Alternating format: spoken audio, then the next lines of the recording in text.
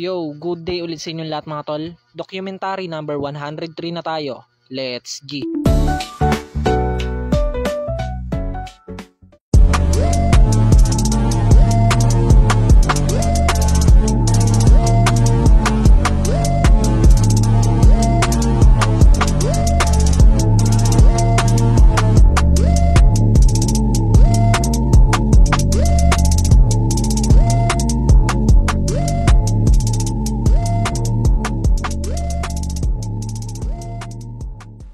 Yan, pumunta lang pala kami sa store din, iniwan namin yung motor. Marami pala kaming lalakarin ngayon mga tol, tungkol pa rin to sa aksidenteng nangyari sa akin. Magko-commute lang kami ngayon, sa bahay ang unang pupuntahan namin.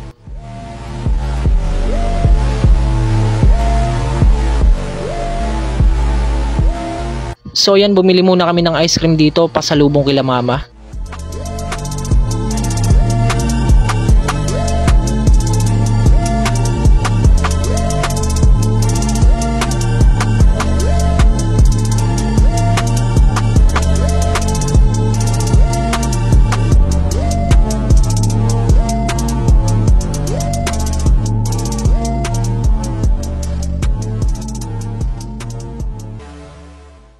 So yan, pupunta kami sa barangay nila mama at ni ate para ipablatter yung nakabanggaan kong kotse.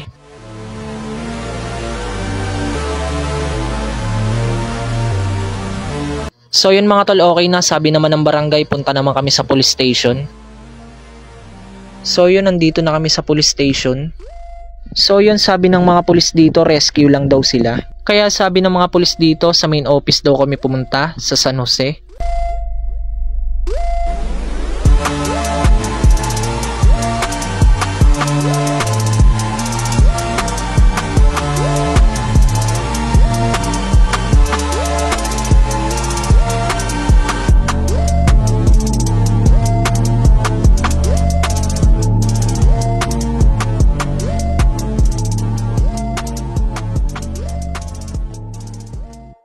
Yun mga tol, sad to say hindi namin napablatter kasi hindi ko nakuha yung number tsaka pangalan then ID nung nakabanggaan ko. Pero yung plate number nakuha namin sa CCTV footage, kaya yun na lang yung pinangahawakan namin ngayon na mahanap siya. That time kasi hindi ko na ganong nakausap yung babae dahil nakaupo ako na nakayuko na nahihilo. After ng mga lakad namin, rekta kaming palengke para bumili ng merienda.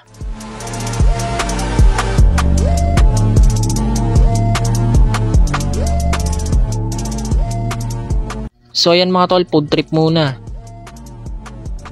So yan, babalik na kami ni ate ng store.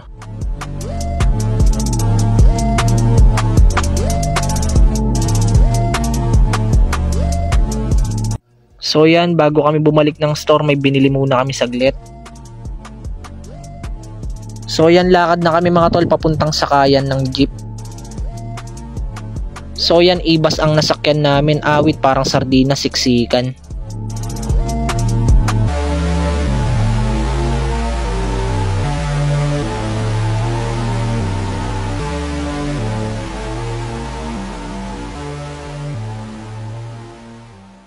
So yan, pumunta lang pala kami dito sa store para kumain then ayusin yung ibang gamit.